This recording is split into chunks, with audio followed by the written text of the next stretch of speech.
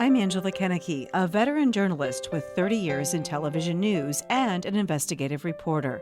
But for the purpose of this podcast, I'm just a mom trying to find my way after the loss of a child in the opioid epidemic. I am grieving out loud, using my platform on TV and on social media to try to stop the stigma of addiction and get more people into treatment so that no other family has to go through the devastation that I and my family have experienced at the loss of our 21-year-old Emily.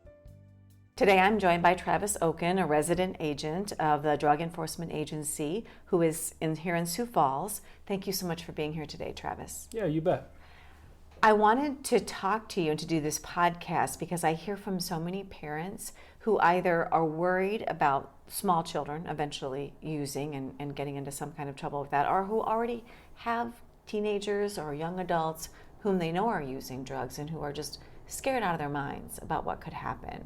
So from that perspective, what do you think is the number one thing that people need to know about the drugs that are in our communities today? Well, I think specifically when you're talking about small children and these concerns that parents have, obviously raising these children, whether they're small children or they're, middle-aged or middle school-aged children, I think it's education. That's the number one thing out there. Is we need to really take an effort, and it can't just be from the law enforcement perspective of educating these children. This education has to start at home with the parents and the family as well. Do you think that's happening? Well, I think it happens in some families, but every family's different. Some parents may consider it, too early to start talking to their kids. How early do you think people should start talking? Well, I think it all comes down to the maturity level of the child. I'm sure there's some parents out there that feel at a very young age with their children, whether it be 7, 8 years old, maybe even younger, they can start having these conversations. Where there's others that they may not feel comfortable having these conversations till their children are, in junior high, 12, 13 years old. But do you think that's too late? Yeah, I think there is definitely a concern about that being too late. Again, it comes down to the maturity level, I think, of the child, the individual. However, I think the earlier we can start having these conversations and these parents can start having these conversations with their children, I think the better off we are. What frightens you most? I mean, you are out there seeing what's on the streets, what's being sold, what's coming in.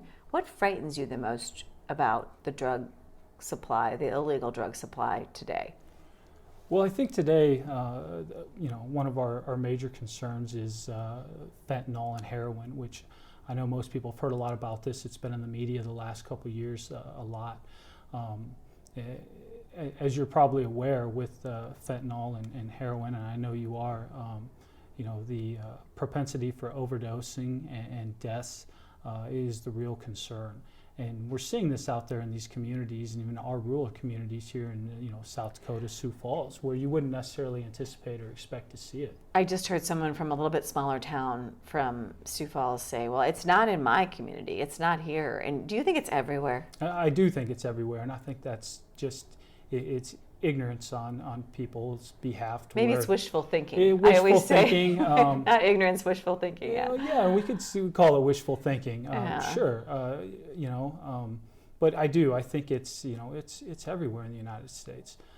It's in these smaller. So nobody's communities. immune. Nobody is living in a bubble somewhere where their lives or the lives of their loved ones are not going to be affected by this. No, that is correct. Yes. Yeah. What frightens you the most about maybe what risky behavior maybe some teenagers or young adults are doing these days? Well, I think, the young adults and the teenagers, they're more apt to be more adventurous and try things that maybe once somebody's matured a little bit and they're not willing to take those risks. And today, going back and talking about heroin and fentanyl that I was talking about, we're seeing this also coming in a form of a pill form, where a lot of individuals, they believe what they're taking, or maybe they think anyway what they're taking is an actual illicit pharmaceutical drug that was obtained through a pharmacy, through a doctor's prescription. However, what we're seeing from the law enforcement community is that there's a lot of counterfeit pills out there, and they're made to look like an Oxycontin or an oxycodone. And when these individuals are then taking these pills, they believe that there's been some kind of control measure, that these came from a pharmacy. And the reality is there hasn't been any control measure. Drug trafficking organizations are willing to put almost anything into these pills as long as they can make a profit off them, and people want them. And they're everywhere. I mean, you can get a pill that looks like a Xanax, that looks like an OxyContin, that looks like something, and it's not. And that's correct. They may contain none of those ingredients. In fact, it may be, methamphetamine or a fentanyl mixture. Because they found Xanax pills with cocaine and fentanyl, both in them. Yeah, I mean, these organizations, they can put whatever they need to put in these pills. As long as there's a market for them, they're going to be able to sell them. And how frightening is that when you think about maybe a teenager or a young adult out there just being handed a pill? They're maybe more likely to take it, especially with the way like ADHD has been treated in this country. A lot of kids have taken pills for years. We give pills for aches and pains and things like that. And people may have the idea that that's safe and that this is going to be okay. Like you said, it came through legal means. Maybe it was obtained illegally, but made legally, but obtained illegally, right? Yeah, that's correct. I think with a lot of other drug use, there's stigmas that are attached to them where, probably from a young age, people hear about smoking methamphetamine, how bad that can be, or injecting heroin, through the use of a needle. So those stigmas, I think, keep some people away. However, with a pill, we've all grown up to take medications that are prescribed by doctors, or even, an aspirin or a Tylenol if you have a headache. So I think just our overall perception of taking pills is that they're helpful and not harmful. How big of a moneymaker is it for those who are making these pills, and they're being made all over the place, Mexico, other countries, here? Yeah, I mean, I think what we're seeing right now, the trend is a lot of these pills are being made down in Mexico, and they're coming up through the southwest border into the United States. In the past, we were seeing a lot of them coming in through or from China. However, there have been some measures taken in place that have slowed that market down a little bit. But all that is done is then offset where these pills are now being made. And that primarily what we're seeing right now is in Mexico. I've heard that the pills can be $7 or $10 a pill. That would be making a lot of money off of a pill. Is that the case, or are they cheaper than that? Are you talking about street value? Yeah, buying the pills, as if someone was just buying pills. Yeah, I mean, every market's a little bit different, and it's the market's dictated by supply and demand. But correct, I mean, these pills can be manufactured at very low cost where they're mass produced, and then they come into these markets where they're able to really increase the prices. For an example, a pill in Detroit might go for $20, where once that pill hits a smaller, more rural market, that same value of that pill now could be sold. It could be sold for $50. Really, one pill, $50? Depending on the types of pills, but yeah. Yes, absolutely, wow. Yes. So it's an expensive habit to maintain, too, the pill habit. It can be, yes. Yeah, because really, I mean, you don't know what you're taking, so you could become, if you think you're getting a pill that's an upper, it could really be a downer. And I mean, it's confusing to the body for the biology, I would think. Yeah, absolutely. And, that's the scary part about it, is people just have absolutely no idea what's in that pill, and they're taking them. Yeah, I've heard of cases where like a couple of teenagers have taken pills, didn't really ever do drugs or anything, and died.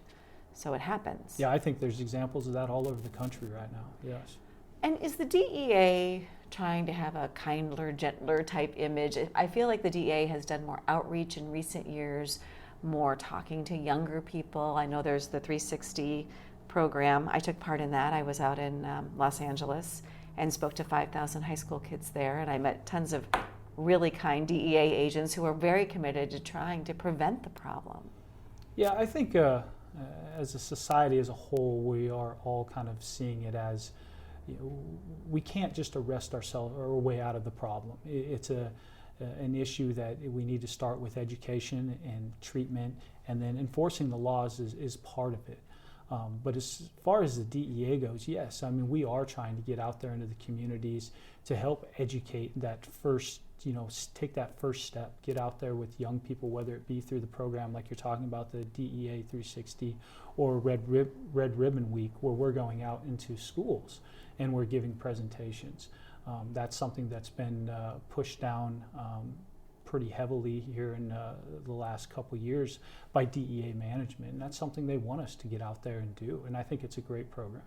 I wonder if you could give me a perspective on this. I've had a lot of parents and just a lot of people in general say, why are dealers putting fentanyl, and fentanyl, if you don't know, is a synthetic opioid, and the analogs of it like carfentanil can be even more potent, even more deadly than fentanyl. Why do these dealers want to kill their customers? Because they're killing so many people. I mean, the figure from 2017 was like 192 a day. Don't they want to keep their customers? Are they running it as businesses? I mean, how does that work? That is a good question, and it's not that the traffickers want to kill their customer. What they want to provide to their customer is the best high possible at as cheap as price as possible, because that's what drives their customers back to their product.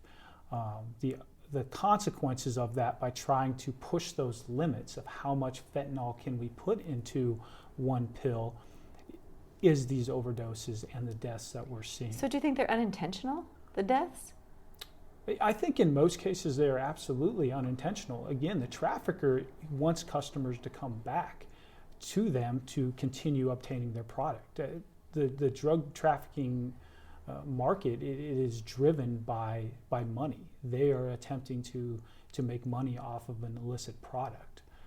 I did have someone say to me that they don't really care if people die because the line is around the corner, that there are so many more people that continually, the demand is always there, even if so many people die, so what? There's going to be more customers coming. And I think that there are plenty of criminal organizations that look at it that way. I'm not saying that these organizations necessarily care whether or not a customer dies. What I'm saying only is that I don't think that's necessarily that's not what their intended purpose of putting these pills out in the street is. It's to give customers the best high possible so they come back. Fentanyl, though, is so frightening and so scary, and it's being put into everything because it gives the better high. So even if you are taking cocaine or methamphetamine, the fentanyl is in. Why is it in those drugs? Because they do the opposite.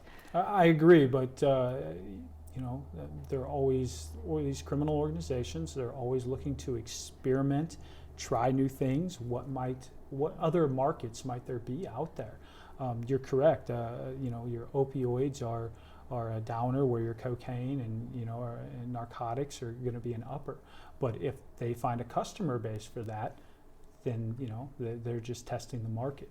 The other trend I've heard a lot about is how users are using maybe meth in the morning and then opioids or heroin to wind down later.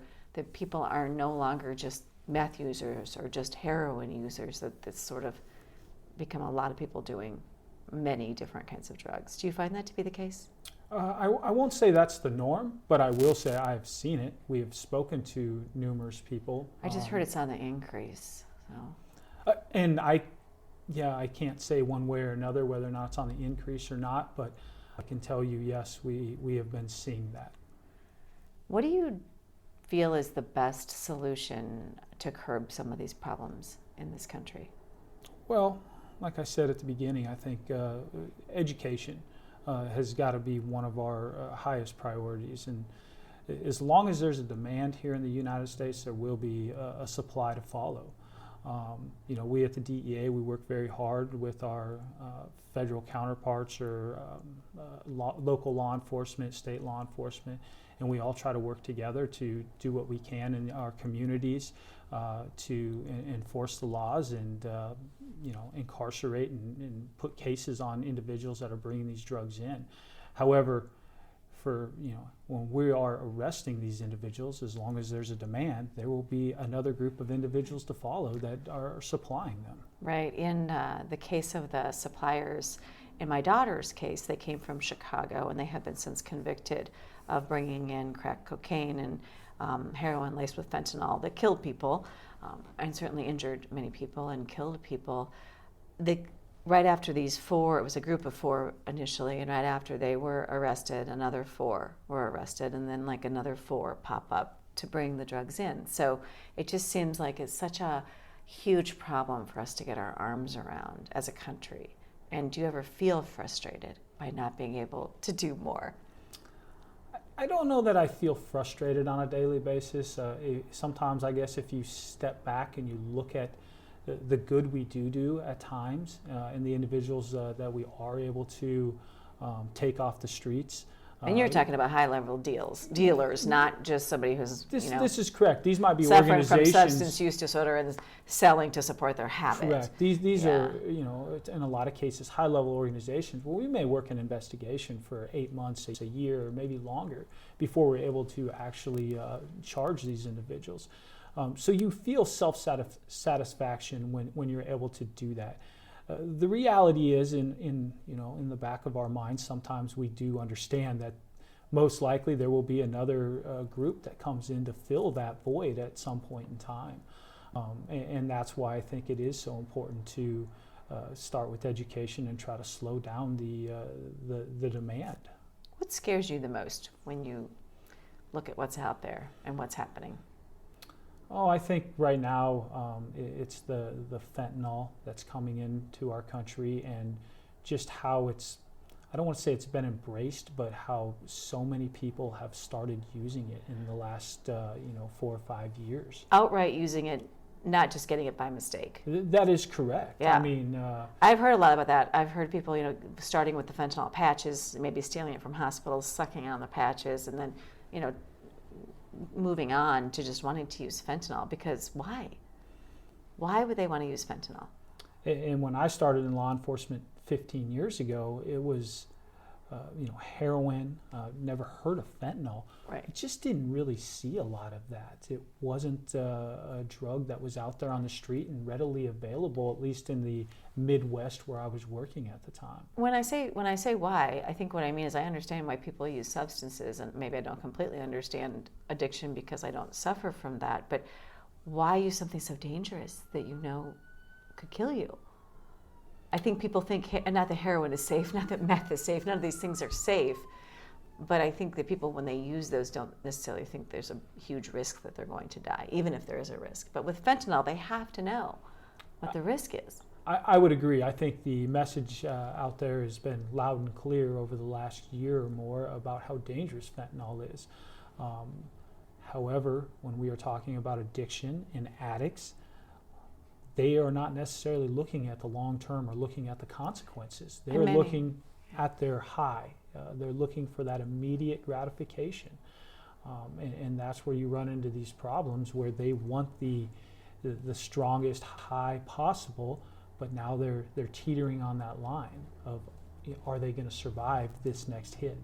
And I've had people in recovery tell me that at the time they didn't care if they lived or died. They just were chasing that high. That is correct. Yeah. Well, I don't want to leave everyone on that note. So what can we do? Do you think as a community, I mean, you work in my community, what can communities do better? And not just put it on the DEA, but what can we all do?